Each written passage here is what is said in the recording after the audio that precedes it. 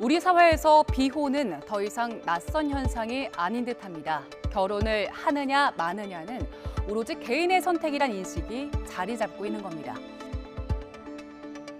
사랑한다는데 뭐 제도 뭐 이런 게 큰 의미는 없을 것 같아요.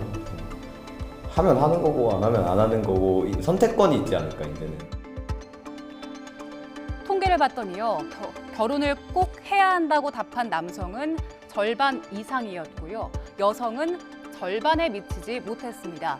그리고 아직 결혼하지 않은 사람들로 좁혀서 보니까 미혼 남성의 37% 정도가, 그리고 미혼 여성은 22% 정도가 결혼이 필수라고 답했습니다. 이런 변화로 혼인 건수도 갈수록 줄고 있습니다. 지난해 혼인 건수는 19만 3천 건 정도였는데 사상 처음 20만 건 아래로 떨어진 겁니다. 지난 2016년 30만 건대가 무너진 데 이어서 5년 만에 10만 건대로 내려온 겁니다. 상대적으로 1인 가구 비중은 늘고 있습니다. 지난 2015년 전체 가구의 27% 정도였던 1인 가구가 지난해에는 33%를 넘겼고요. 앞으로 2050년에는 전체 가구의 40%에 달할 걸로 전망됩니다. 이처럼 결혼에 대한 인식과 가구 형태가 변하다 보니 기업의 사내 복지도 조금씩 변하고 있습니다.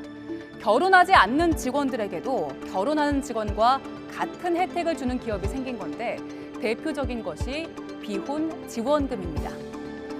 LG유플러스는 비혼 지원금으로 기본급 100%에 해당하는 축의금과 특별 유급휴가를 5일 줍니다. 단 5년 이상 근무한 만 38세 이상 직원이 대상이고요. 사내 게시판에 자신이 비혼을 선택했다는 결정을 알리면 지원금을 줍니다. 비혼을 선언한 이후에 근속기간 2년을 채우지 않고 퇴사하면 지원금은 다시 돌려줘야 합니다. 다양한 사회 변화에 대응하고 개인의 가치관을 중시하는 젊은 세대의 라이프 스타일에 발맞추기 위해서 이런 제도를 만든 건데요. 롯데백화점도 지난 9월부터 미혼 경조비 제도를 도입했습니다. 만 40세 이상 미혼 임직원이 미혼 경조비를 신청하면 회사가 결혼하는 임직원과 같은 혜택을 줍니다.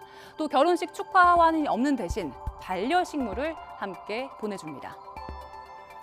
결혼이냐 비혼이냐 본인의 선택이 중요하다는 인식이 우리 사회에 점차 확산하는 분위기지요.